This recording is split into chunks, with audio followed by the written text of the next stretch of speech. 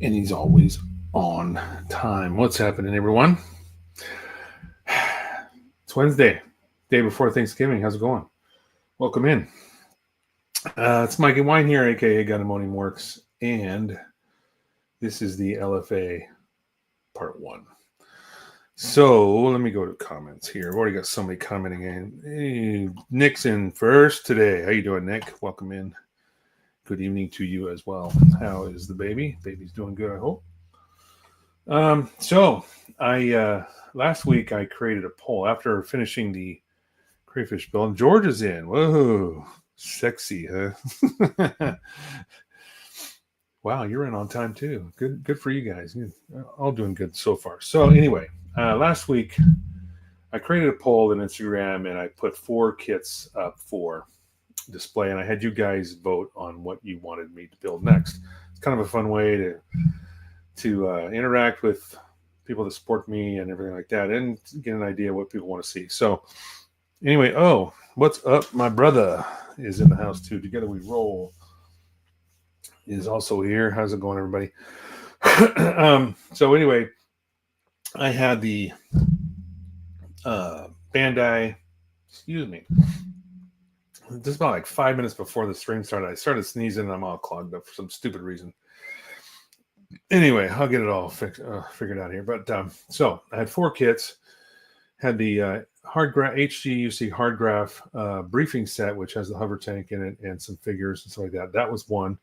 The second kit was a Hasegawa Regault Scout class, which I think that was, that would have been the second of the 4. The third one was the another UC hard graph 1/35 scale main battle tank for Gundam. And then the fourth was a Tamiya LFA. Well, it was pretty close at first, but in the end, everybody voted for this guy right here. So this is the 1/24 scale Tamiya LFA. And it's a right-hand drive, actually, so it's a Japan version. I'll hang that back up there. And so started working on it this week a little bit. Started figuring out some colors because it is Tamiya. Of course, all of their color charts are going to be in Tamiya colors. So I had to find some comparable colors to choose from in Mr. Color, because that's pretty much what I use. I don't even have my other Tamiya paints anymore. I gave them to a friend of mine to use, because he didn't have anything to get started in the hobby, so I let him borrow them, but I haven't got them back, and I really don't care because, to be honest, I don't use them anymore. So let's see what's going on here. How many votes for the LFA did you cast? I only I didn't cast any, Mike. Oh, and Hasaki's in. How you doing, buddy? Caught the live stream. What's up, brother? Yeah, good to see you as well. Everybody's. I kind of figured it might be a light night tonight because it's the day before Thanksgiving in the United States, but looks like we're going to have a full house tonight. So anyway, welcome in, everybody. I do appreciate you as always. And so I haven't decided on a color for the car yet. I've been kind of toying around with some, like an orangey, kind of a yellow. The box art has it in white with kind of a red accented interior with some German gray, which is nice, but I just didn't want to do the exterior in white. So I did find, let me go down to the, just the down look at the bench here. So I found some old, actually they've been in my stash for a while here. There's some Tamiya rattle cans. If I decide to use these, I will decant them, of course. I'm not going to be using straight out of the can. You just not enough control. So this is a TS number 19 metallic blue, which I thought was kind of cool. And then the other color I have is a TS85, which is a bright mica red. So it's kind of a metallic-y, I think, a little bit of metallic, but it's mostly just a bright red.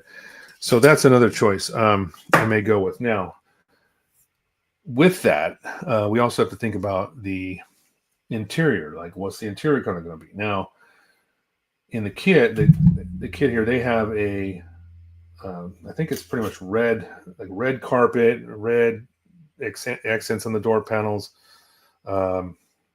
and some German gray, a little bit of some darker gray colors, but for the most part, it's all red interior. But if I change up the exterior color, instead of using white, I'm not going to use a majority of red, especially if I do the exterior in red. So I'm going to bring up some photos here. I actually just Googled some LFA interiors, and I'm coming up with a few ideas. But before I do that, I'm going to show off the metallic. So with Tamiya, they've got, flat, it's like some flat colors and some other gloss colors like titanium gold, titanium silver. Then they've got flat aluminum and flat metallic gray. So those are all the metallic colors.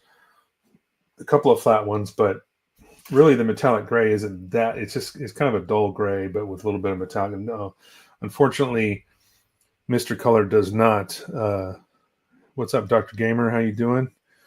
Good to have you in as well. Mr. Colors don't have a flat kind of metallic gray color. Right? At least I don't know of one. They just have some, metallic colors like the normal silver, gold, stuff like that.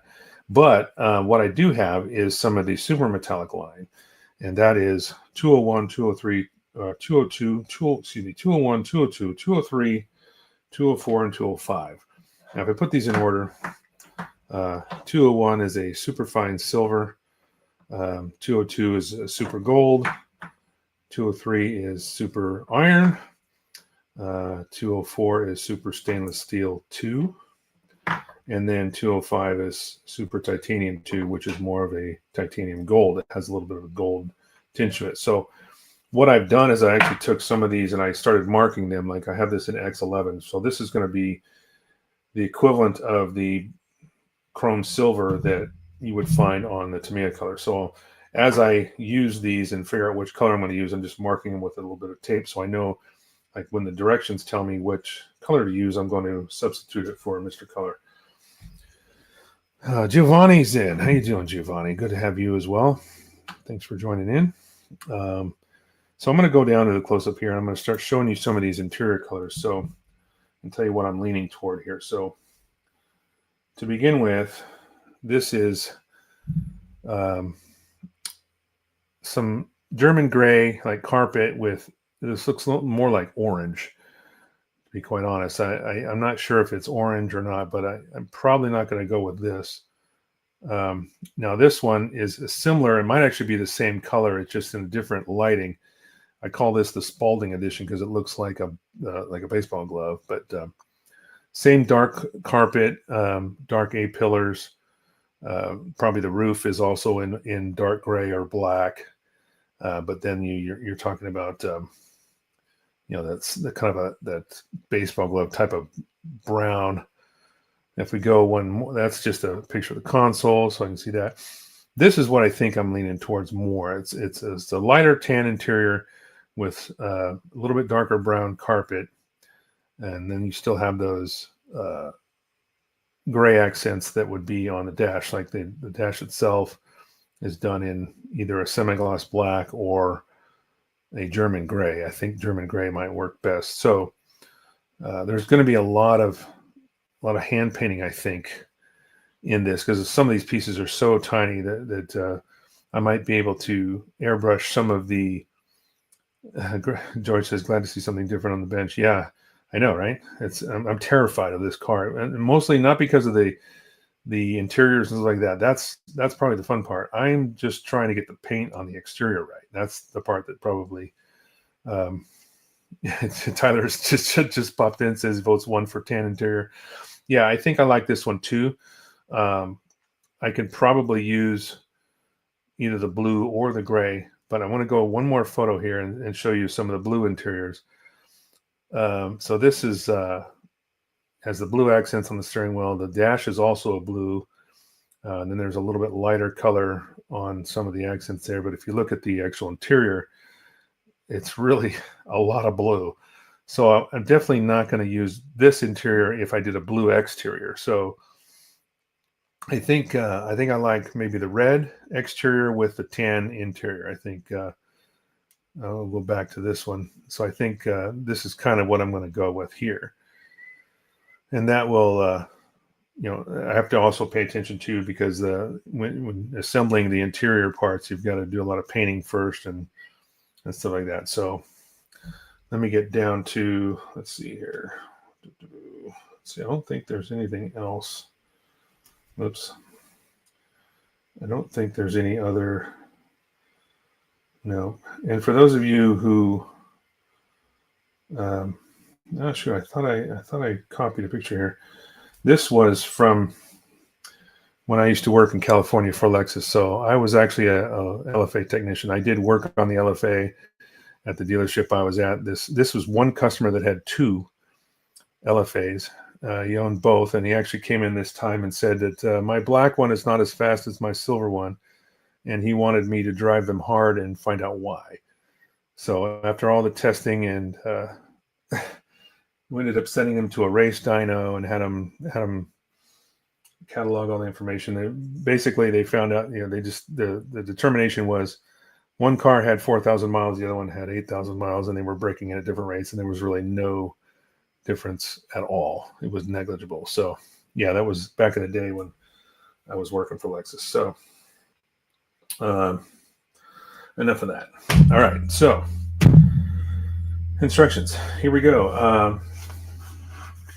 I did start painting some of these parts, and I was using, actually I also have silver in the regular number 8, Mr. Color number 8 silver, which I may use as well.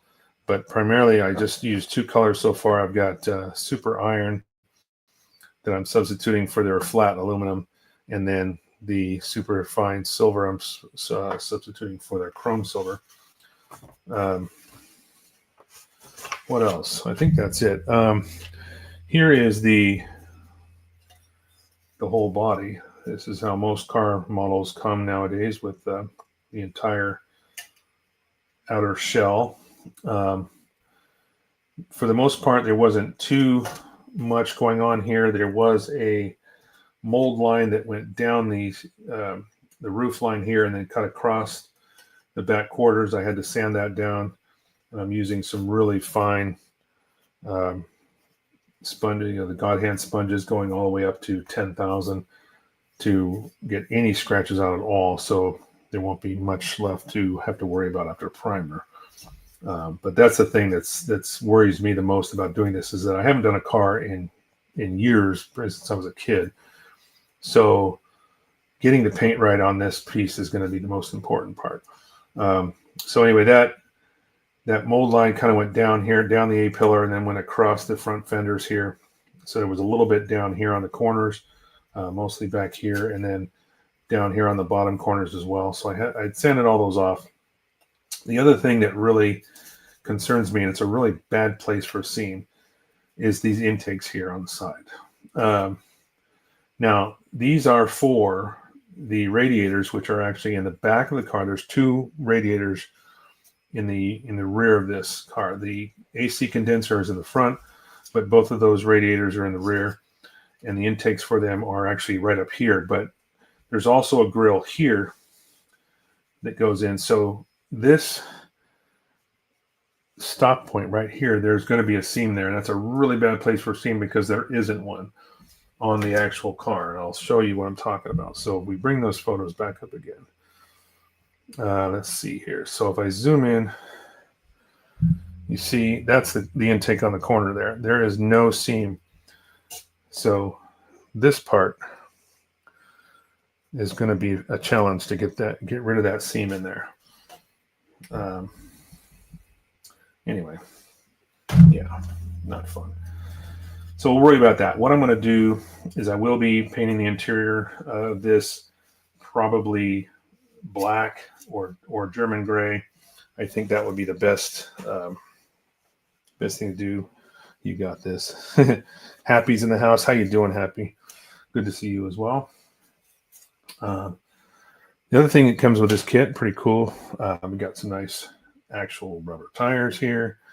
The LFA uses offset wheels, so the rears are wider than the front. Another thing it also comes with is a nice little sheet of photo etch, and also some chrome These are mirror inlays, and then even the rearview mirror, and then also some of the logos are also done in chrome, which we'll be putting those on at the very end. You guys, excuse me for 1 second. I will be right back.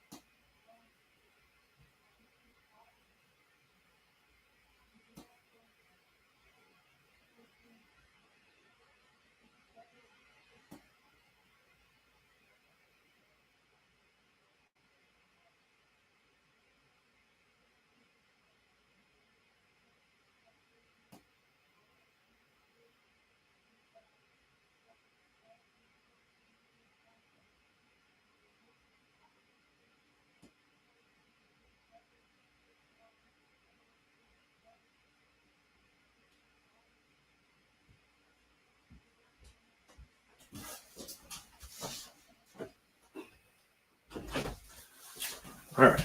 Sorry about that.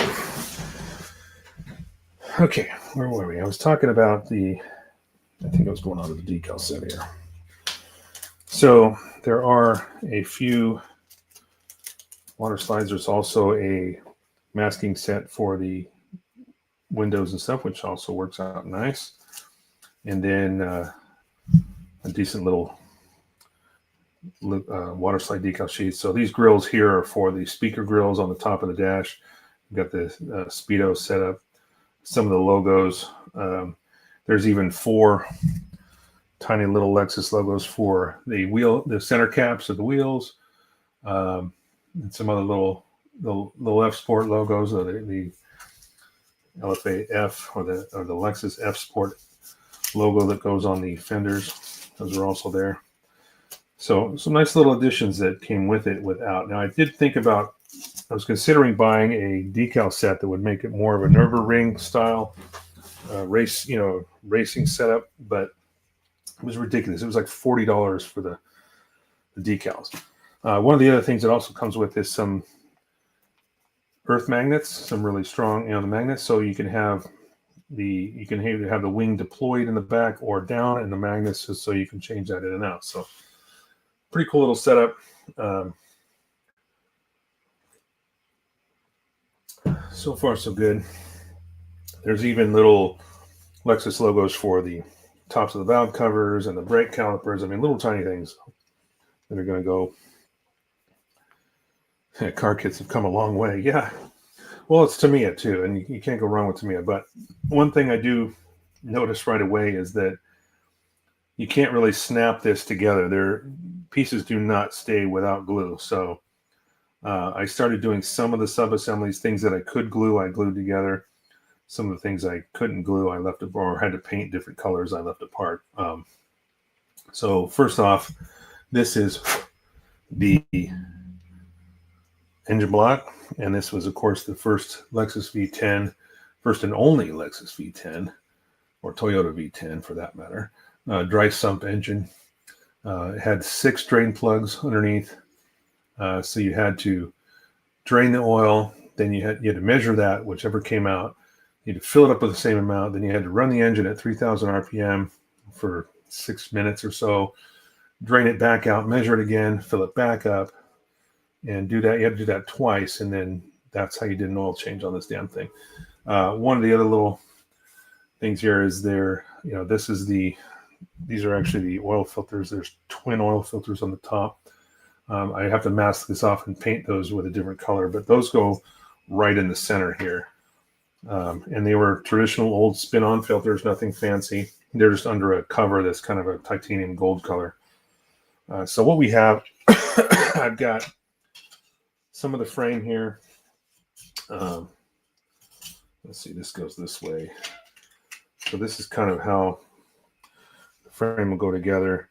But the reason I haven't done, I've got to paint some of these parts in that flat aluminum or flat metallic gray or whatever. I've got to do some of that here before I can go any further. And then this is also the carpet in here, so I've got to paint this also and mask a few pieces off. Even some of the underside I've got to paint different colors. So there's going to be some masking involved. I probably shouldn't have glued these little fenders on yet, or this is basically the splash shields or in the fender wells, because I've got to mask off this front clip, and there's some pieces are going to be in black and some in silver, as well as under here. This goes on here, but then there's a heat shield from the exhaust, so there's going to be some silver under here that has to be painted first as well. But I'm going to start with the engine and start working my way back. I'll show you what I've already made a modification to the way this kit goes together because of one of the painting processes that I'll explain when I get there. Let's see. Giovanni says, last car kit I did was a Corvette ZR1, 24 hours in Le Mans. Nice. How long ago was that, Giovanni? If you don't mind me asking. And Asaki says, I think Oshima, is that, yeah, Aoshima is the only company that recently started making snappable car kits. Oh, okay. Yeah, it's been years. I don't even remember the last time. It was probably when I was a kid sometime. I do not remember the last time I built a car kit. So probably as long as it was when I did a modern aircraft. So I did paint the valve covers in gloss black, and there will be a Lexus logo across each one of those. Eventually there will be an intake piece that goes over the top of this. So no matter. One thing I have not glued on here is the drive belt setup in the front. And this goes along with one of those things I was talking about earlier. There's going to be quite a bit of hand painting because here is the pulleys for the drive belt, and some of those parts have to be silver, and then of course the belt has to be black. So there's just no way to mask all that stuff off. Maybe using liquid mask might work, but I think just hand painting will probably do the job. So one of the things I had to do early on, and let's see here, I'm going to bring up, that's the front suspension. Where is the, oh, here it is. Okay. So this is the top half of the rear suspension. Now, the exhaust here,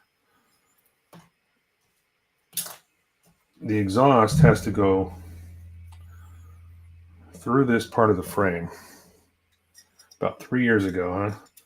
So the exhaust goes through this part of the frame, sets down right on the back here, and then there's an attachment here. Well, originally, the catalytic converters were attached like this, and the problem is there was this exhaust pipe actually came in two pieces. I had to fix a huge seam in the middle here. So the only way for me to, if I had attached everything and fixed that seam, there was no way for me to put the exhaust through the frame. It wouldn't fit. You can see how this Y pipe here, just there's no way to fit through that thing. So what I decided to do was cut the pipes right at a seam on the actual pipe right here. So, and then later on underneath the car, that will be right about here. There's a piece of photo etch that goes right across the top of that. So this framework piece of photo etch kind of goes on right there in the middle. This piece right here. So that will cover up that seam at all. I won't have much to have to fix after that. So, but that was my fix for, being able to assemble this, because this is actually two different colors. This is a silver and this is that metallic gray. It's kind of hard to see the difference on camera here for sure, but trust me, there is a difference. But again, I'm experimenting with these Mr. Color colors, so I may have to change it up a little bit. Maybe I'll use, I don't know, I might try the silver, the regular silver, to see if it brightens up the exhaust. The exhaust is supposed to be a chrome, and then the frame is supposed to be more of a flat aluminum color.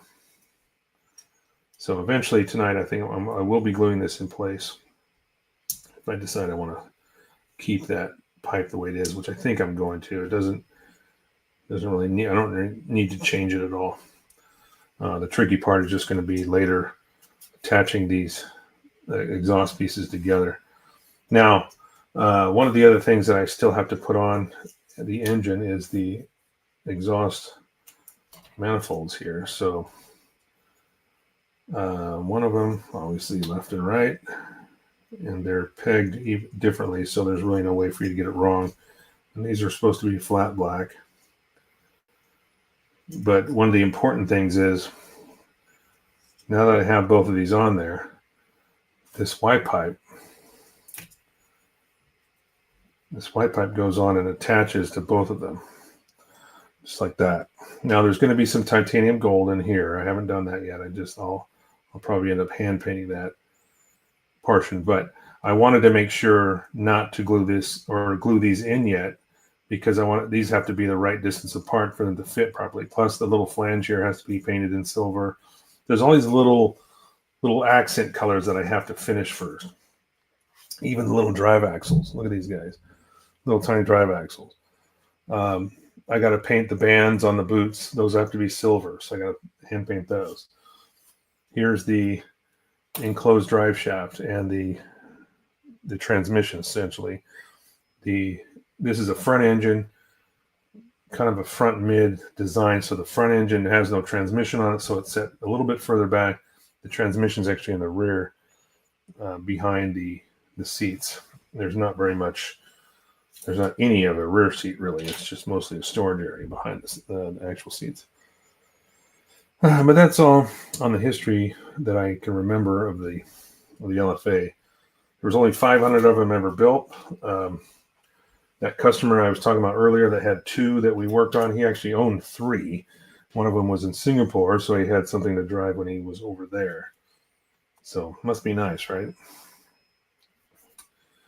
Anyhow, let's do some gluing and building here. So I'm going to go step by step, and if I can continue to assemble some of these other parts, I had to wait till they were painted, but now that I've got paint on them, I can probably put some of these together, and then we'll see how much further. I might actually start building more of the interior if I can get there. I've got the little, this is the gas pedal and the brake pedal. Again, one of the unique things about this car was it was a sequential 6-speed transmission that was electronically shifted. Even though there was a clutch and everything like that, it was all done electronically. So there was no way for you to stall this car. You couldn't stall it while you were driving it. All you had to do was put it in gear and step on the gas, and it automatically adjusted the clutch pressure to move the car without stalling. It just depends on how you did the paddle shifting, whether or not you were in neutral or reverse. The reverse, there was a button. If you pulled both paddles at the same time, put it in neutral. Yeah, fun car to drive. Super fun car. As scary as it might seem, or you might think, it was actually very easy to drive. It was very fun. Of course, everybody wanted to help. Anytime I had to go on a road test, like, oh, take me this time. You know, technicians were always willing to help, so they could sit in the passenger seat and work the computer while we made recordings. So that's why you notice this here. This is the bottom I was talking about earlier. There was no oil pan on the bottom of this engine. That also lowered the center. They were able to lower the center of gravity and make it lower without that pan sticking down there. So I think I'm going to just go ahead and glue these manifolds on. I can paint that flange separate afterward.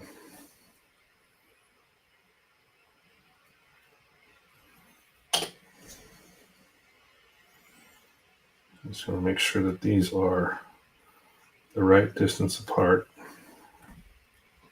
for those exhausts. Or the cats. Probably has a different name in Japan. Yes, it does. It was similar to LFA, but it's not called the LFA. And somebody mentioned it the other day, and I don't remember It is called something different, but it's pretty close. All right, so just to see, this is supposed to sit right like that, so that's good. There's a bracket that goes across the two that actually sits in this little notch back here. So as long as that lines up, it looks good. All right, so I'm just going to let that dry for a second and not move that. And this was an enclosed drive shaft, so, or the tube anyway. So this attaches here on the back of the motor and completes the connection to the transmission, but this was all enclosed, and there was no rotation or rotating parts going down, or at least that you could see anyway. It was all in the tube. Just double checking, making sure these didn't shift on me. Yeah, that's good. Okay, leave that alone. Now, I guess I will glue this now since I have this at the ready. Small little divot there. Don't forget to hit that thumbs up. Oh, well, thank you. Thanks, Nick. Yes, of course. If you like what you see, definitely hit the thumbs up. I just need Facebook to catch up to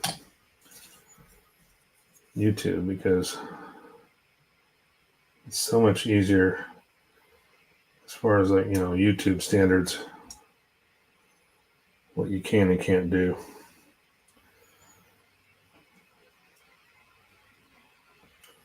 But I do need the numbers too on the YouTube channel, so let's put a little bit of more thin cement here. Now I consider using all-clad as well, but all-clad is very temperamental as far as their metallics. They're beautiful, but you really have to be careful, if you clear coat them, what you clear coat them with, because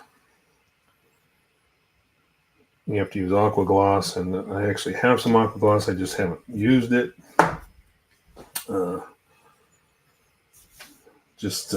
It's just, if you're not careful, you'll ruin your finishes in an instant, because as soon as you hit it with something wrong, with the wrong clear coat, it just washes out and all you get is your black base color underneath. I primed all these parts in Black Evo primer. So, okay, so here's the part we were talking about. The exhaust goes through the frame, and you see how it had one of the cats on here. The second one was attached later, and then there was a seam right here, but that's the seam I had to fix. So I cut the pipes right at this. Wait, was it before or after it? No, it was after that. So yeah, so right back here where these two lines lined up, and the exhaust pipes were on this car were designed to be the same length. So even though they kind of cross over right here for space to accommodate some the reduced tunnel that this had to go through, they were the same length, and it was tuned to create that Formula One sound, which was amazing. Okay, so see here, this has the full connection. So once the rear or the transmission is connected, and the exhaust and the rear suspension cradle is also connected, and this will be one piece. So what I'll end up doing is I'll install the trans and then put the frame on here, and then I can line up all these joints and glue everything together, and it should be fine. GT3, I don't think that is. LFA was a concept for the GT. Oh, okay. No, I don't think it was called the GT43 in Japan, though. I can't remember. I'm going to look up. You know what? I bet you it's in my messages. I'm sure I could find this really quick. So let me go back to how far back I got to go.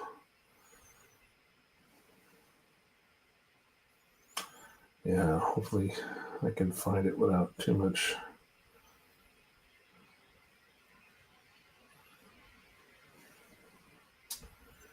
I just don't remember where I saw it. One of the guys messaged me and told me.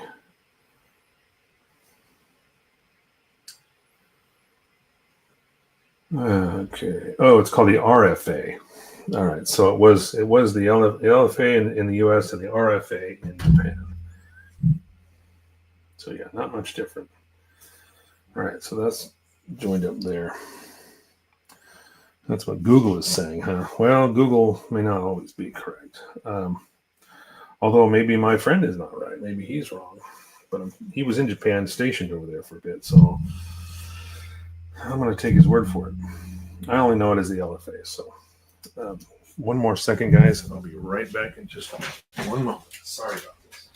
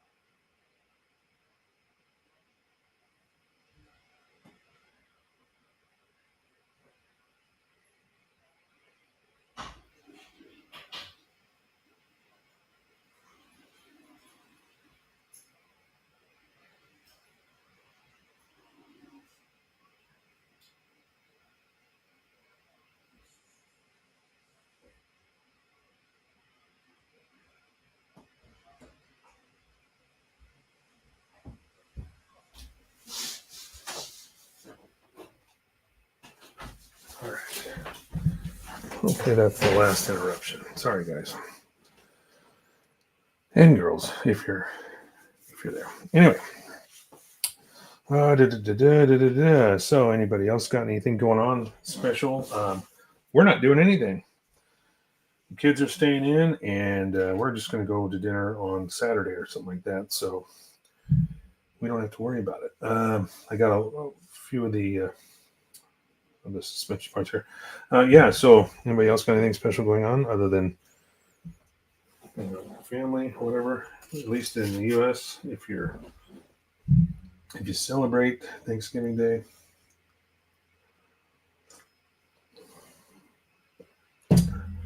Yeah. So everybody's off tomorrow, at least probably most people in this room. So we may just go a little longer tonight. We'll see where we get. Okay. Some of these suspension pieces I do have to do some masking or some hand painting because there's little details that have to be accented, like these lower control arms here have a black cap. I mean, this is how tiny this thing is. This little round kind of piece here, this has to be black. That's where I think, like I said, I think there's gonna be a lot of hand painting going on with this thing. So let me go back real quick here. I'll actually I could do some of the hand painting tonight, maybe. I'm gonna take one more look at the engine. I think the only thing I've got left is that drive belt assembly, which has the alternator and air conditioner. Power steering was all done electronically, if I'm not mistaken. The car was originally designed in, it took them 10 years. They started with an aluminum body and it was just too heavy. They ended up going with carbon fiber reinforced frame. It was the only way they could make it light enough, fast enough. The crazy part about the transmission is, now, don't quote me on this. I'm doing this all from memory, but you could adjust the shift duration to like 0.5 seconds or something like that, or maybe 0.3. I think if you really stepped it up, because it was all done electronically, you never had to worry about grinding gears. it was the most awesome sounding thing when you shipped it down or whatever with that car. It was so cool.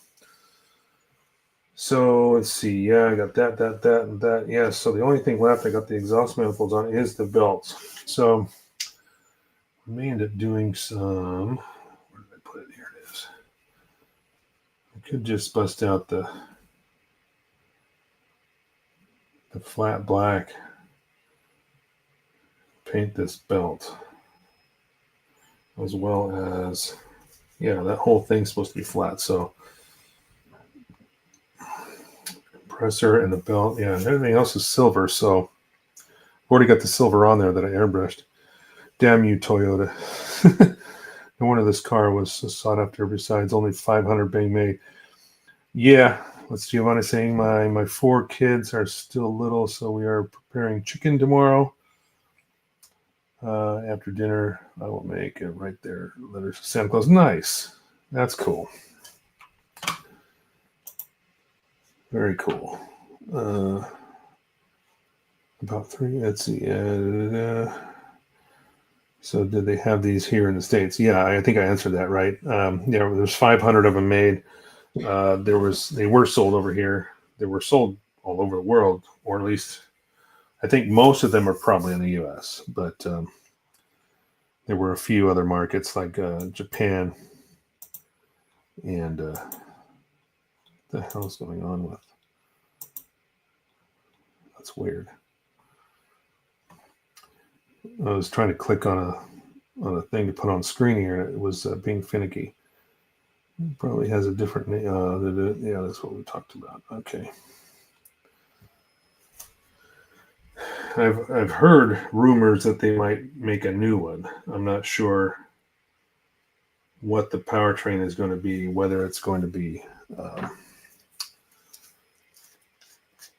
a normally aspirated, because this was a naturally aspirated car. It was kind of crazy the amount of horsepower they got out of it, and still be naturally aspirated, no turbochargers. But Toyota's kind of gone away from, and for those that may not know, Toyota is the parent company for Lexus, so they've kind of gone away from the 8-cylinder engines, and they've gone to twin turbo V6 engines.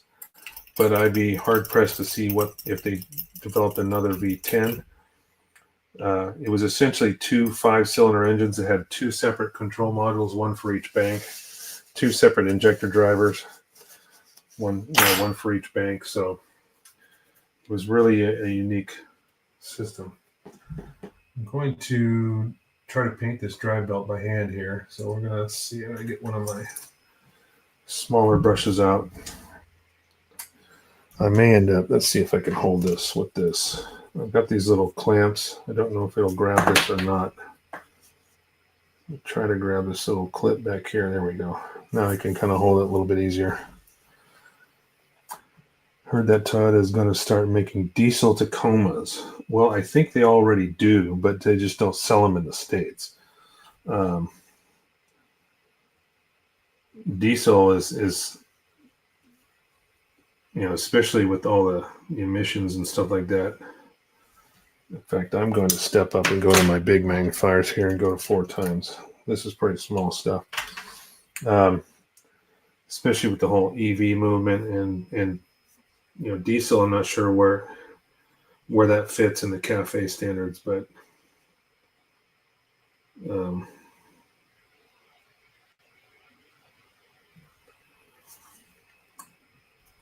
like I said, I think they already make them. They just don't sell them over here because of the emissions problem, emissions issues with them. They're obviously not, they're way cleaner than they used to be. But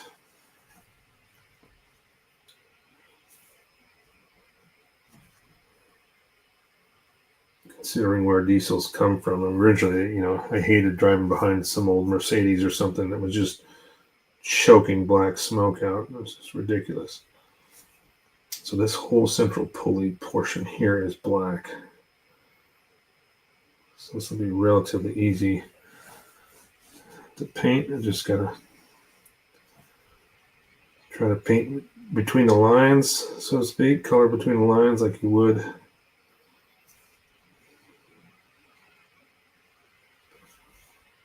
without going over.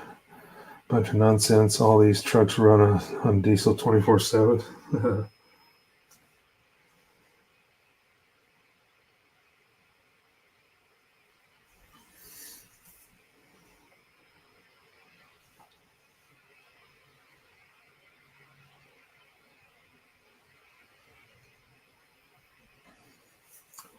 This is kind of tricky because the pulleys have to remain silver, especially the fronts of the pulleys, but the belt portion has to be flat black. So I've got to really be careful. Now I've thinned this black. Yes, I am hand painting with Mr. Color. I've thinned it to the point where I can work with it pretty quickly. Occasionally I have to clean my brush. You start getting a little bit of buildup if you hang around too long, but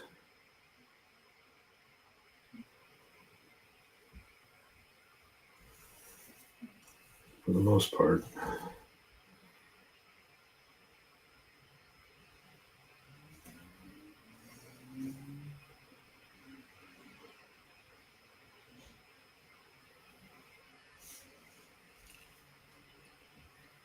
that looks pretty good.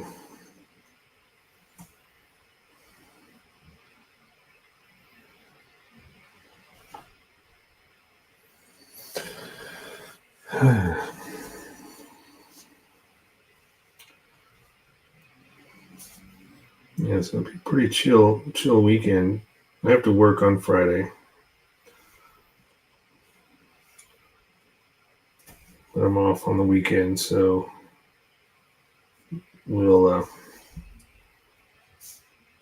that's why we're going to get together with any of the family that wants to get together. We're going to do it on Saturday. That way there won't be the fuss with the holiday. I mean, last year we went to, there was actually Irish pub was open on Thanksgiving Day, and it was quite good.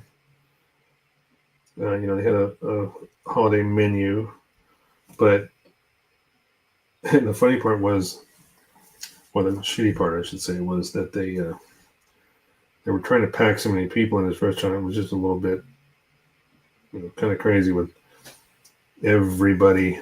Your chairs are getting knocked together because there's so many people packed into this little restaurant.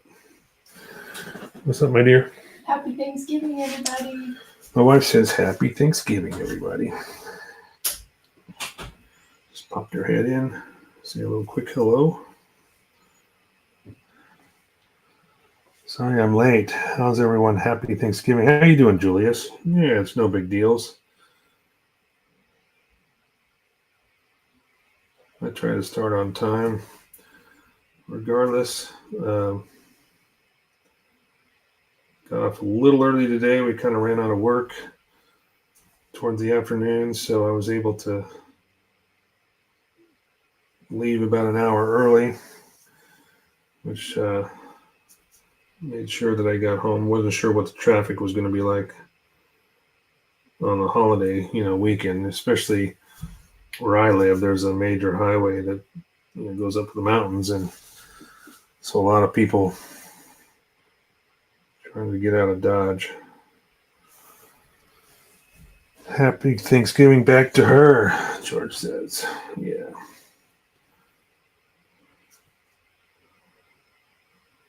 George has got his wife in town, I think. That's what he told everybody this week, that she traveled home. So that's pretty cool. As far as my plans, we're going to take it easy. We're not, the kids are grown, it's one of those things like kids are grown, they got their own families, except for my daughter, she's got a boyfriend, but she's not married or anything. None of the kids are married, but, they still got their own situation going on. So we never really worry about if they're not, are you not going to make it this year? Who cares? You got your own thing going. That's fine. It's a little bit more relaxed in the wine household. All right. So this whole pulley here is supposed to be black. The rest of these are silver, so I'm getting there. You can kind of see what's going on. I've got to paint this one. This whole thing's got to be black, so I'm going to probably get a bigger brush out for that. Got a little here. It looks like it got into my paint. There we go. All right. So the harmonic balancer is silver, whereas the belt and everything going around it is black. So I'm gonna might have to do a touch up here on this pulley, but I think not like we're going to see much of this anyway. But I could take a little bit of a touch up there and grab that. So let me set this down for a sec. I'm going to clean this brush and get a little bit larger one out. Julie says, "Hey George, I meant to watch your show live this morning, but I couldn't sleep. Got sucked into a movie." Well, sometimes I catch George live, depending on, most of the time it's only when I'm doing a Saturday schedule or something like that. So, but I typically listen to his live streams when I'm driving into work. If you don't know who I'm talking about, it's Mr. Old School Gunpla there. Live stream 6 a.m. every morning, 6 a.m. Eastern time. Check him out. Definitely worth a watch for sure. Where is this brush I'm looking for? There it is. I have like two brushes I go to most often. And there's like a medium and a couple of fine ones. But for the most part, there's a little bit of silver on this side. So this is the top half of this.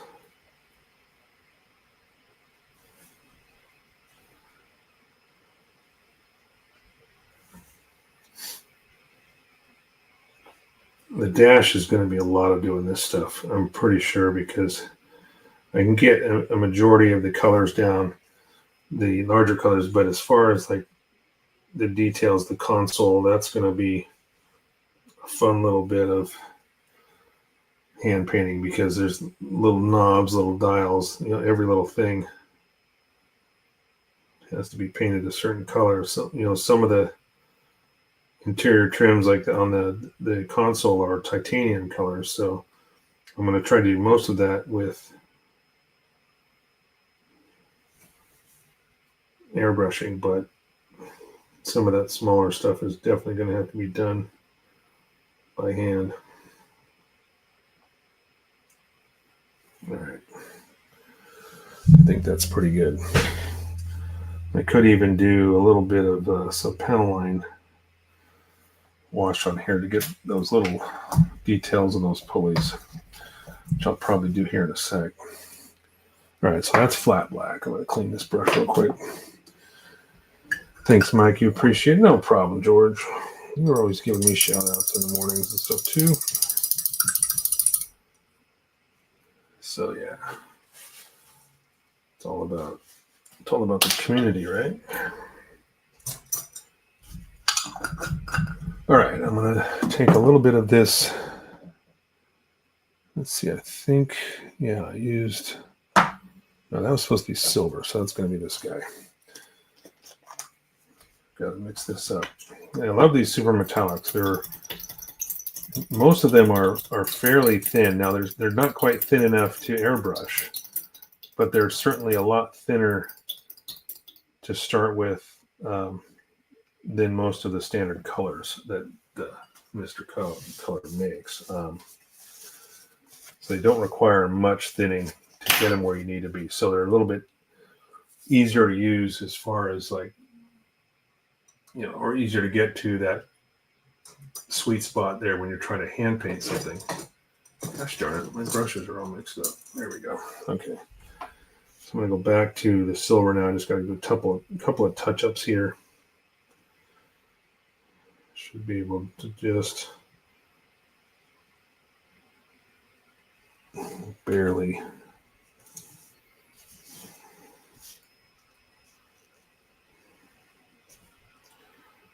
This stuff is thin enough. All I got to do is really just get it to flow where I need it to, and it goes right in. Okay, so I'm just grabbing the top edge of this pulley, like an idler pulley for the belt.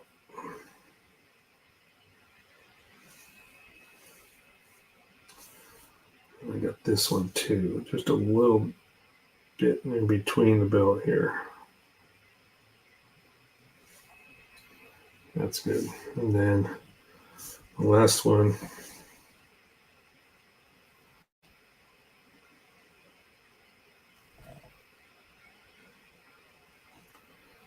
down at the bottom.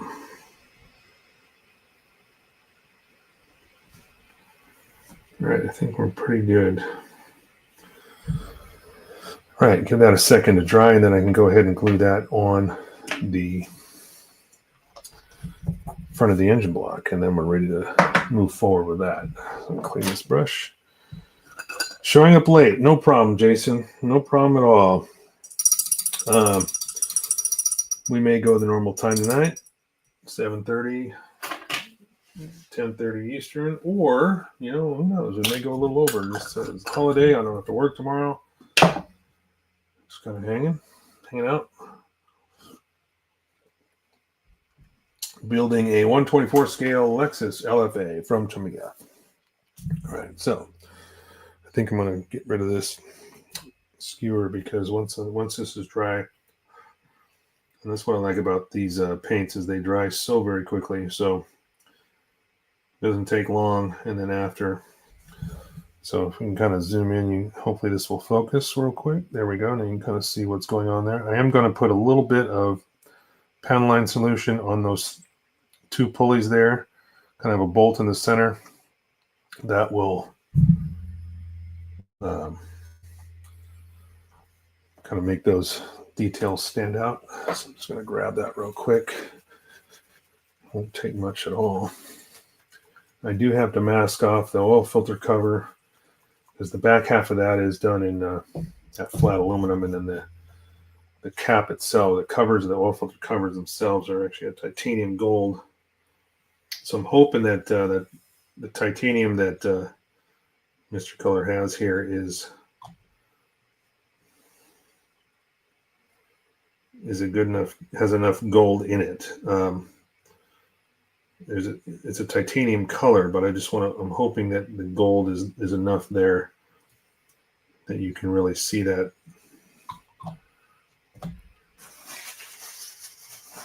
gold. I want the gold to come out more than just a standard titanium. In fact, even Tamiya has it listed as two different colors. They've got a titanium silver and then a titanium gold. And like I said, this is Mr. Color. You can see the gold in it. So I'm hoping that titanium color produces a nice gold finish, but not being too terribly much like that. I mean, this is gold. This is super gold. So some of the parts need this, and the exhaust, like those cats have I think some of this gold on there. So I may end up using that. So that's what I did. I took all those metallics out and kind of substitute them as if they work out good. I'm labeling them with the Tamiya label, so I know when I see that color in the directions I can go to it and know exactly which model to grab. So far, I've got the super fine silver as my X11 Tamiya color, and then 203, which was the XF16, which is that flat aluminum. I mean, I'm not using it flat colors. I don't mind that it has a nice shine to it. I could probably go back over this and just hit it with some flat coat to dull it down a little bit, but this is going to be a new show car, you know, something that's never been on the road much, so everything's going to be fresh and polished. So I think my belts are pretty good here. I'm going to give them a couple more minutes. In the meantime, let me flip to, well, actually, you know what? Let's do this since I've been talking about it. This is the little oil filter cover. Let's see if that focuses. Get that to focus. There we go. So you can see they're black on the top. That's the oil filter cover. It's actually one piece that covers both filters, and you take that off, and then there's two little spin-on filters underneath it. The back half is done in that silver color, so that's what's going to plug into the back of the engine here. I just need to mask off the back half of this because that whole cap, including the bolts that hold it down, are done in the titanium gold. So we'll just grab my masking sheet here real quick. And then I think all I'm going to need really is probably my 6mm wide tape here. I'm just going to cut off a piece. Oh, I've got some pre-cuts already done, so I don't need to do that. These were from the previous project that I didn't use.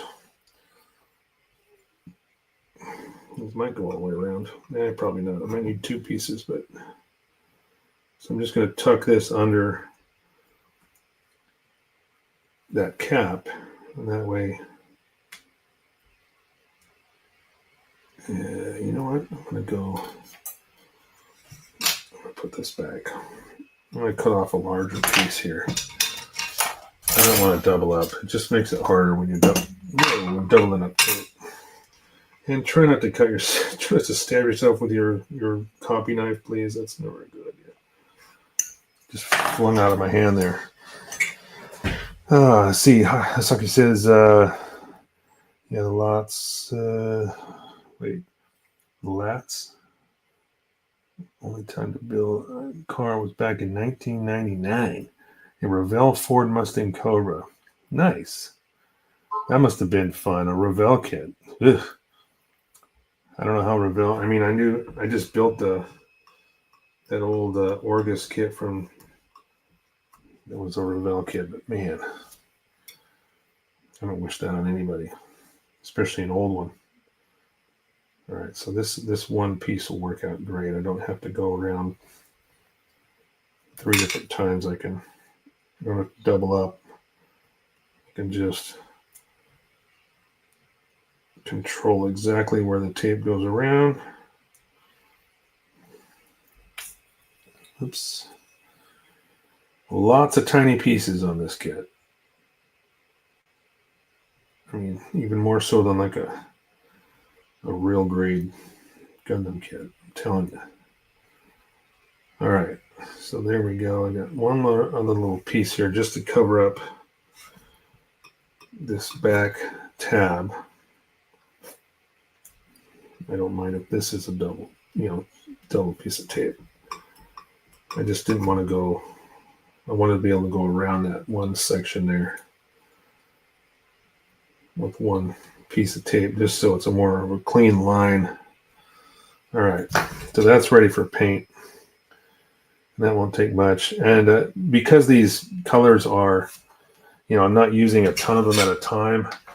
Normally, I take something like an empty bottle, like one of these. This is a Mr. Hobby bottle. You can buy these, empty bottles, mixing bottles. These are a bit larger than the Tamiya ones, but I usually, anytime I go to a hobby town, I'm always looking for these. I always pick up a couple if they've got them, just so I have a surplus of those. And you never know when you need to mix them up. But I'm not going to mix every single one of these metal colors. I'm just mixing them in the cup because, like I said, they're thin enough already, pretty much. So I'm just thinning them a little bit, pouring some into the airbrush cup, and then adding some thinner to it until I get the right consistency. So I'm minimizing how much, how many bottles, because I've got 2, 4, 6, I got 6 bottles of super colors here, and it's just like, man, I can't, I don't want to have 6 bottles, especially when I'm not going to use them as much as I do the regular colors. Revell used to be Monogram. Oh yeah, Monogram. I remember that. What a nightmare. Very nice car. And so he says, I do have a 148 Apache. Ooh, Apaches. Yeah, I love the Apache. That's one thing I'm going to have to do. I want to challenge myself. And it's one thing to do an aircraft kit. Like I did that Tamiya 148 scale F14, which, I mean, you could shake the box and that thing would fall together. The fit was so totally perfect on that. You had to really try hard to screw it up.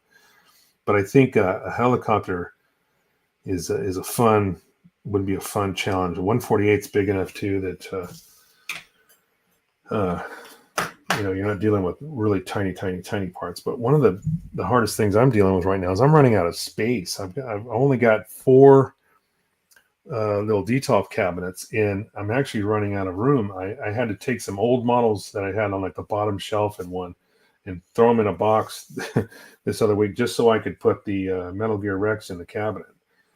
Because I'm just running out of room. I don't have the storage space for all my models anymore. So I'm kind of going, well, which ones have been here for 10 years, and can be retired and put in a box. So that's what I'm starting to do.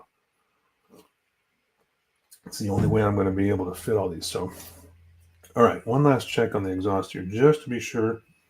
And that's a great fit right there. So those cats line up perfectly. I've got to paint this flange silver. It's just a little tiny flange at the end of those headers that come off the engine that needs to be done in silver. And then this will glue on right there. And then that should fit nicely once I get the drive shaft here, this piece on here, and then this. And then when this goes into the rear cradle, the suspension cradle, the exhaust system is already attached to that. So see, this is going to go, the transmission sits right here like so. All right, so now you see where those exhaust pipes end, right there.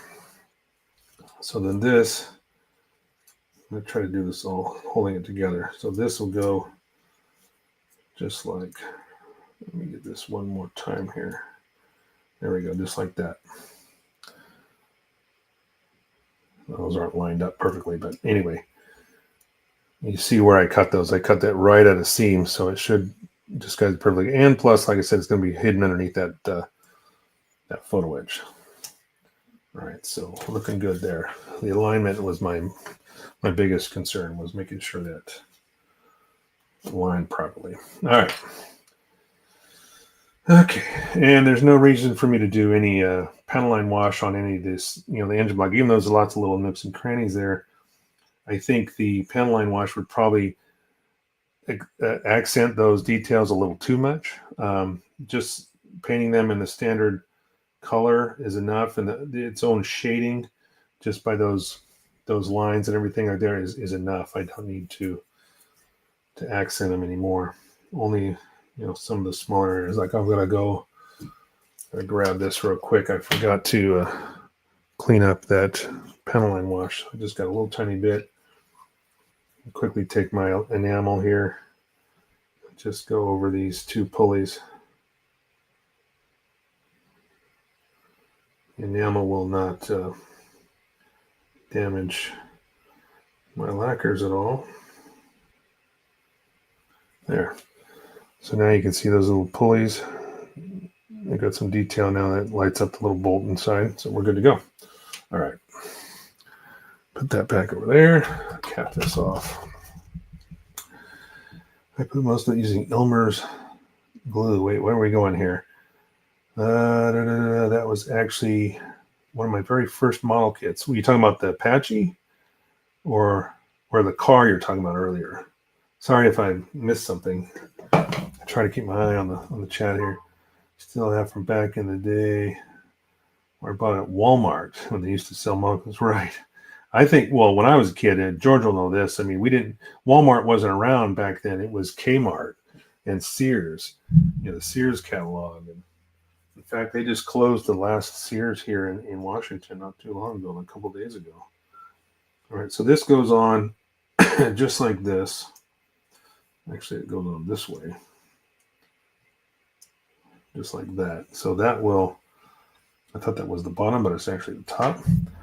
So there's what it will look like. I haven't glued it down yet, but there's my drive belt setup. So let me grab my glue here and glue this in place. That will finish off this engine block nicely.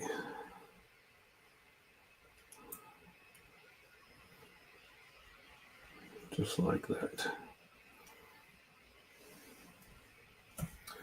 One little drop of glue.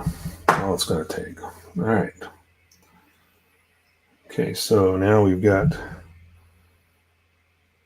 block finished.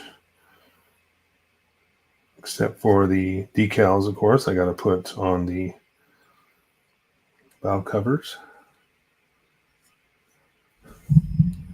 So I can do that at any time. All right, so let's let that sit there, and I gotta flip this page over here real quick. All right, the Apache. Oh, okay. Kmart too. Yeah. Yeah, we didn't have Walmart when I grew up. I grew up in California. They didn't have Walmart. They didn't come out till later. It was Kmart and Sears, man. That was the place you went to. Okay, so we're cruising on down here. We got it's a little bit after 7 Pacific. This is all glued and dried enough to where it's not going to move. My exhaust. One of the other things here, like I got the 3-piece nozzle here on the back of the exhaust. You see that? That fits perfectly right into the nozzle piece on this runner, so that will fit nicely. This was actually like a clamshell, 2 halves that came together. So I do have some detail work to do on these. The X31, I think that's the titanium gold. Yeah, okay. So these cats are supposed to be done in that gold color. I wonder if I can get away with doing it by hand. I think so. There's a little bit to be done on this bracket, but now that it's already glued in, so I know I'm just going to paint right over. It's actually it shows like a separate paint on the that bracket, but now that it's already glued in place, it's actually part of the cat, so that's easy enough. I filled it with some Surfacer 500, and then I painted it, primed it and painted it. So we'll leave that silver, and we'll see. Let me mix this up and see what this looks like going on by hand. If it doesn't give me what I want, it looks a little thick. Oh yeah, way too thick. Let me grab my thinner here real quick. All right.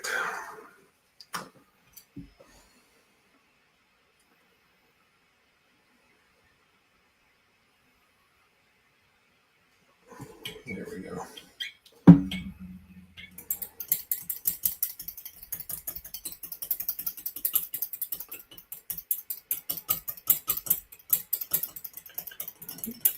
So you built most of your kits using Elmer's glue, huh? Wow. I can't even believe that would work. I mean, we didn't have thin cement. I mean, Tamiya didn't have that. I mean, I don't even remember Tamiya having thin cement back then, but I could be wrong. We just had that thick glue in a tube. That was the crap that we used to use. I think I need to thin this a little bit more. It's still a little too thick. Definitely don't want to go too thin, though. All right. A little at a time. You can always add more. You can't take it away. And I don't have a second ball of this to, add a little bit more if I needed to. Still thick. Yeah, I'm going to go a little bit more. Again, I'm not trying to get airbrush thin here. I'm just trying to get the point where I know it's going to paint well.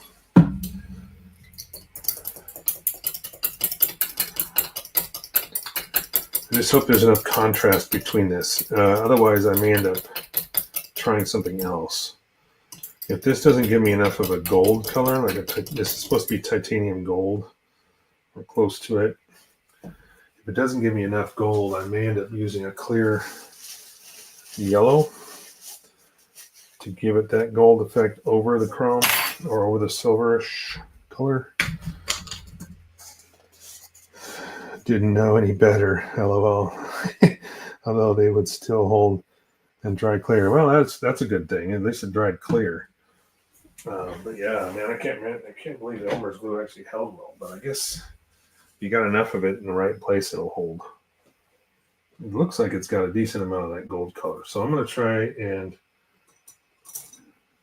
get a little test here and see if this works.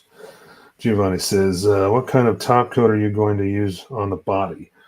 I will probably, and I haven't been using any of the Mr. Color. I used to use Super Clear, but I'm really starting to like the Evo line, or the EX line. Excuse me, the EX line of Gaia Notes, and that's what I'm using for primer too. I'm using the Gaia Notes Evo primer and the GX line for the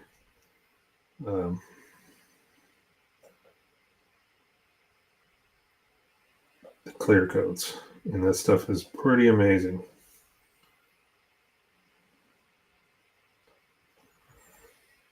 So this is thin enough. I just got to make sure it has enough of that contrast. I'm not sure it does. I mean, I can see the difference, but it's hard to see. Let me finish off this piece here.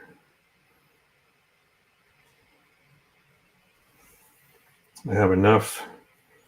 I have it thin enough that it flows very nicely with this right now. The only thing you do have to do is you got to kind of make sure you keep working. You don't want to slow down much. Otherwise, it'll dry a little too quickly. So as long as you keep moving.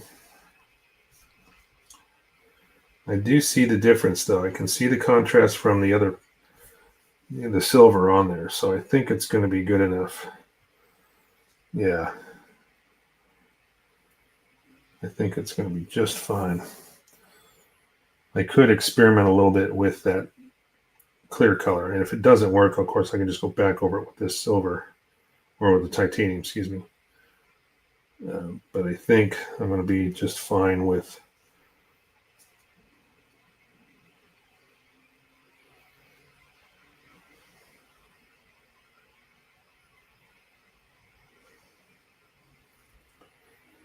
yeah, it looks good. Because the first color I put on there was more, it's a little bit more silver, and it has almost a little bit of a gray tinge to it. But this, you can see that that gold kind of come through. It's subtle, but it's there. I got an old Future bottle from the early 2000s. I still use it for decal process. You talking about Future, like floor acrylic? I've never used it. I've heard people using Future for like doing canopies and stuff like that, but I've never tried dipping anything in Future floor acrylic. I guess if it's done right, it works great, but it scares the shit out of me. All right. All right, let's see if you guys can see that. I don't know if you can see the difference in the color. A little bit of a gold compared to I'm talking about, like, just look down the middle here. Like using Gaia Evo Black for metallics. Yeah, that's what I did with this. I painted all these with Evo Black first. Now, of course, it's not a gloss black. The primer is kind of almost like a semi-gloss. It's not shiny. It has a little bit of a satin sheen to it, minimal at best, but that's what I did with all these. I was talking to actually Brian Denclow, Mr. Bro Builder, because he's been doing some cars lately and just amazing paint jobs. So I was kind of bouncing ideas off and techniques off of him, asking him how he did, his process, because I know that I'm going to be utilizing the Tamiya polishing compounds and everything, trying to get this body to look perfect. With those when I go to paint this, I still have to take all the excess runner pieces out, but the part that's going to be the most difficult, I think, is this seam here on those intakes. But that should be the hardest part of this whole thing. The rest of it is pretty straightforward. There's not a lot. There's a little bit of cleanup. I got most of the seam lines. In fact, I got all of the seam lines, not seam lines, but mold lines off the exterior. Anything in the interior, I'm not too concerned with because you're not going to see it. I will not be drilling the hole. There's actually a spot for you to drill a hole in the nose here if you're going to put the front license plate bracket on. Screw that. We don't need a front license plate, so we're not doing that. But once I glue those pieces in, then I'm gonna have to really work on that seam right there. I'll probably end up using surfacer pretty regularly. That's the nicest thing. It's a little bit easier to sand than CA glue, and being that it's in such a weird place, it's probably going to be easier to try to, take a sanding sponge and fold it in half and get in there to sand that groove down, sand that surfacer down. A lot easier than trying to sand, some CA glue. Let's see. Well, that's pretty much it on the chat. So, all right, we're going to keep moving along here. Sorry about the interruptions tonight, guys. Occasionally stuff like that happens in a wine household. All right. So that's gold. That's gone. I'm going to let that dry. And now we're ready to attach that. So technically, well, actually, I still can. I'm going to take the drive shaft here, and we're going to take we've got to flip this over. So this goes in. Oh, shoot. This is going to be interesting because now that I have that exhaust piece separate, I might have to wait. Because see how this has kind of a wobble to it? I got to make sure this is at the right angle. So this will go in upside down like so. I might just have to do them both at the same time so I can, set these. Once I set these on there, I know what I can do in the time being. See, this has got to go like that. And then this is, that will adjust my angle for these two where I cut that exhaust to fit on there. So I think what I'm going to do first is actually paint that silver flange on both of those manifold, or those plenum, plenum, not plenum, the headers, the header pipes. All right, so let's mix up this silver. Now this is the 201 superfine silver.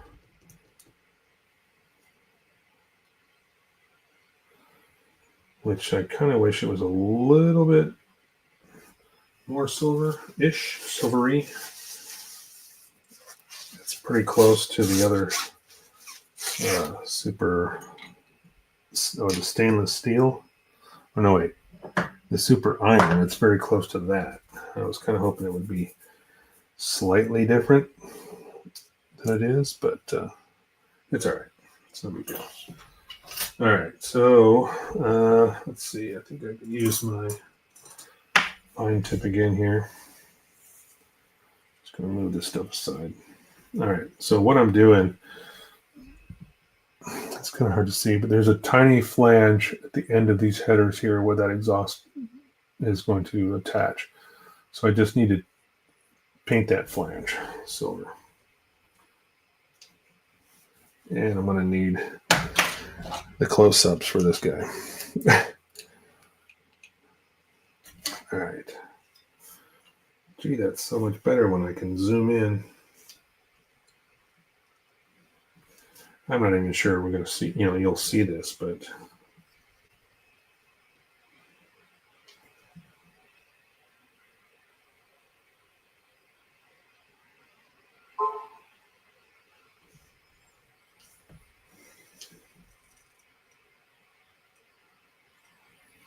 It's kind of hard to see against the black as well.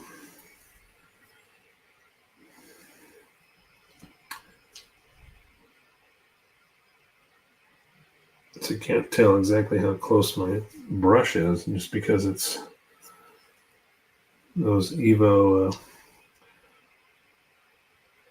the black paint dry. I mean, it dries so smooth. It's really not easy to see, but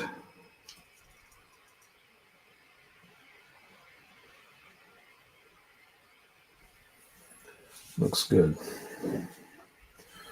Yeah, so there we go. You see one right there, a little flange. Kind of hard to see against the back, but you can see it there. That's all I'm going for, just that tiny little bit. Small little accent.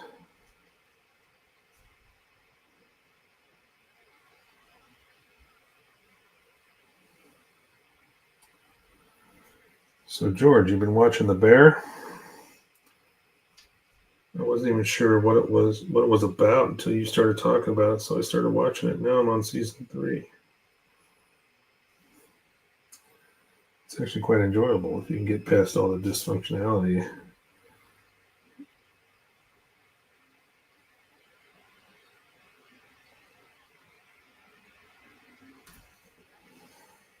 Oh boy. Tiny.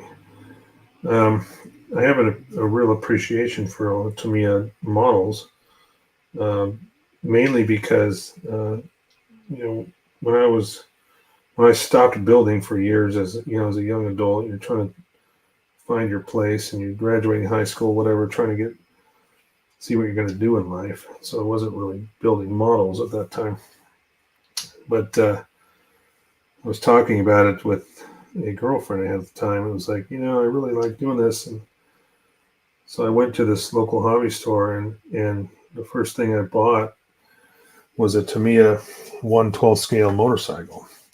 And those are what got me back into model building. You're about half done with season 3. Fabulous show season so far. Yeah, you're probably right where I'm at. I don't know where I'm at. I can't remember what episode I'm at. Maybe 3 or 4 on season 3. Is that the last season so far, or is there a season 4? I don't know. I haven't even looked. But yeah, it is a pretty good show. So far, so good. Okay. So I've got a little bit of a touch up to do. I kind of miffed on one of those. I'm going to grab this flat black and just do that one touch up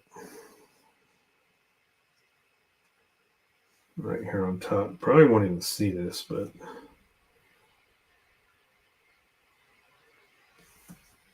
probably could have even just done it with some panel line color. Would have filled that in just as easy. But this will work too. All right, so the flange is done. Season 3 is current. Oh, okay. I'm assuming it will be the 4th. Yeah, it would appear that. Based on how it's going, I think its popularity seems to be there. I'm pretty sure there'll be a 4th. So is season 3 done, or is it like in the middle running and it's like I'm gonna have to wait till next? You know what I mean? I'm gonna wait till next week for the next episode, or is it actually finished with season 3 and I just need to get through 8 or 10 or whatever many episodes there are? I don't know. If you don't know, that's one thing. I'm just asking because I looked really to see what's going on there. All right, so I'm not sure there's enough of a contrast between those cats and the shield. So what I may do is what I was talking about was taking some number 48 here. This is a clear yellow. 3 is done, I believe, 10 episodes. Huh? Okay, so yeah, I don't know how many I got left, but this is also too thick, so I'm gonna have to thin this for sure. As long as it doesn't tip over while I go grab my thinner. I should just leave it on the table here. So it's 7:30 now, boys and girls. Should be finishing up here, but I said, it's a holiday, so I'm not in a huge hurry. We'll keep working here a little bit. I'm going to just put a little of this. I'm going to try this clear yellow over the top of this titanium and see what it looks like. If it doesn't look good, I'll go back over it with the titanium. But I think it should be a little bit of a gold color to it. The metallic underneath this should look nice. I've done this before with other models where I was going for some kind of a, it's kind of an effect. I'm not even sure how to describe it, but I'm just going to do one of these here in the front, the one I started with first, and just see what this looks like.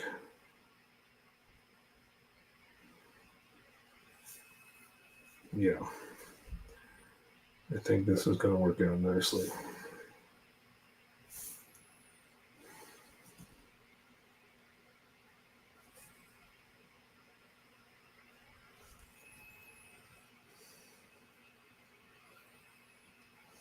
Okay, so now you can see the gold. That's what it's probably a little bit darker than I was, between that and what the color of the titanium, but I like the contrast because it should be a gold color to it. But so we're putting that clear over the titanium, you can see the difference there. And I'll continue doing that later. So I'm gonna leave that here. I've got all these colors lined up on the bench here just for stuff like that. We've also got clear red, clear amber for the tail lights and markers and all that stuff, but those are clear parts that I can just airbrush.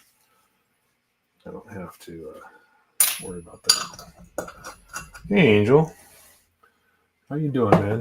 How long you been hanging out? I just saw you pop into the chat. All right, so let's review here where we're at. So the engine is pretty much done. All the pieces are on except for those that oil filter set that I have to install in the middle here. You can see the slot. There's like see it right there between those tubes, that little slot. That's where that goes. So once I paint this with the titanium, and I may end up, if it doesn't airbrush, I may end up using that clear yellow over that as well. But we'll see. I like the way this looks, but I'm not sure it's appropriate for the oil filters. But we'll see. If that doesn't work out, I can always repaint that. But so that's the last of that, and then I can attach the. I can put this on now, but this has got a little bit of wobble to it, so I want to make sure that the angles, I don't want to have to try to twist it if it doesn't line up with the frame properly. So I'm hesitant to glue this in place until I know that the cradle is going to line up nicely with it, and then we can go. We can actually hook up the exhaust and then start building the front suspension, which I already have some of that here. I put the upper arms on. These are all pieces that I don't need to worry about, when I install everything else. This is a rear-wheel drive car. It was never designed to be an all-wheel drive, so there's no front drive shafts on this. There are in the rear, so I've got to paint some of those silver. I got to paint those boot bands on the axle boots in silver. I got to do that first before I can install those. I've got the sway bars that also have a couple of pieces that need to be painted in the flat aluminum. And then also I got a little bit of black to do on the rear suspension arms. And then we're going to start focusing on the body. I probably shouldn't have glued on these little splash shields yet because I got to mask off some of this and paint it half silver, half black. But that's no big deal. That's what masking tape's for, right? All right, so let's go up here to Look. Thanks for doing overtime. No problem. I'm not doing much. Going a little bit. So you can kind of see the chaos here. These are all the colors that I've got out that I know I'm going to use. These were two of the body colors I was considering, but I think after looking at the photos of the interiors, we'll probably end up going with the decanting some of these red mica. Hopefully it decants good and I can use it.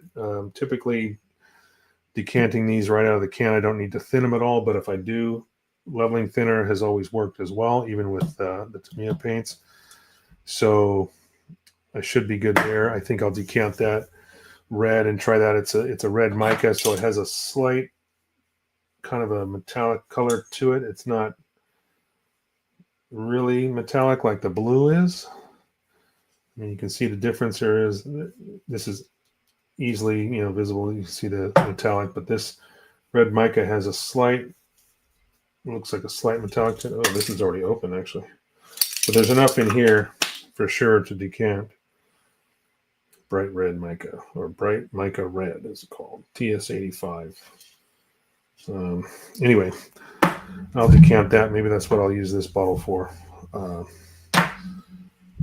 Put a different nozzle on here. I think I've got, this is that kind of, I think I've got different nozzles that I can use to attach and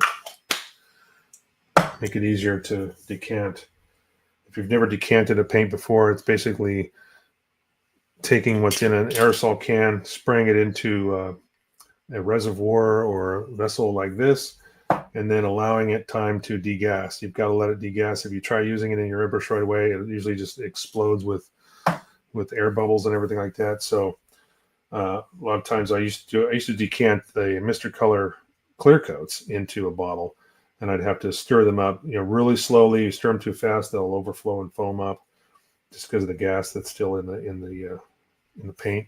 But you can do that and then add some thinner to it, and that also helps the gassing process. Then you let it sit for a bit, let the cap leave a cap kind of partially on or off altogether, whatever, and that will help the gases escape, and then